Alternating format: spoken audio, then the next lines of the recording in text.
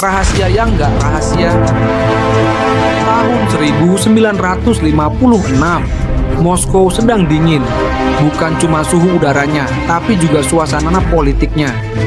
Orang-orang di Kremlin pada tegang, bukan karena ada diskon besar di pasar, tapi karena ada satu momen yang akan mengubah sejarah, pidato rahasia Nikita Khrushchev. Pidato ini begitu rahasia sampai-sampai semua orang di ruangan itu tahu kalau pidato ini rahasia. Kalau ada orang tanya, pidato ini tentang apa? Jawabannya, rahasia. Disampaikan di mana? Rahasia. Kenapa semua orang tahu? Rahasia. Di dalam gedung Kongres Partai Komunis ke-20, Nikita Khrushchev berdiri di podium dengan ekspresi wajah seperti orang yang mau bocorin gosip terbesar abad ini. Dan memang benar, dia mau ngasih tahu satu dunia tentang sisi gelap Stalin. Dia mengambil nafas dalam, lalu memandang ke arah hadirin yang terdiri dari anggota partai, intelijen, dan beberapa orang yang entah bagaimana bisa masuk. Saudara-saudara, Khrushchev memulai dengan suara berat. Kita sudah terlalu lama hidup dalam ketakutan. Dan sekarang saatnya kita bicara jujur tentang pemimpin kita sebelumnya. Ruangan langsung sunyi. Semua orang menelan ludah.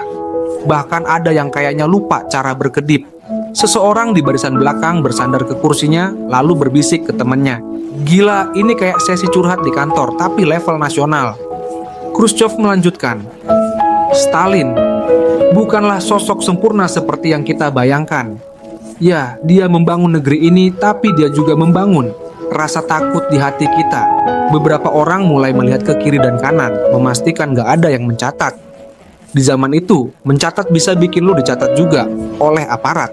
Di pojokan ruangan, seorang pria berkacamata mulai berkeringat. Lo tahu nggak? Ini pertama kalinya ada yang ngomong kayak gini tentang Stalin. Dan kepala dia nggak langsung hilang besok pagi. Orang di sebelahnya mengangguk. Ini kayak lihat orang main api di gudang bensin. Khrushchev makin berani. Bahkan keputusan-keputusan Stalin banyak yang absurd.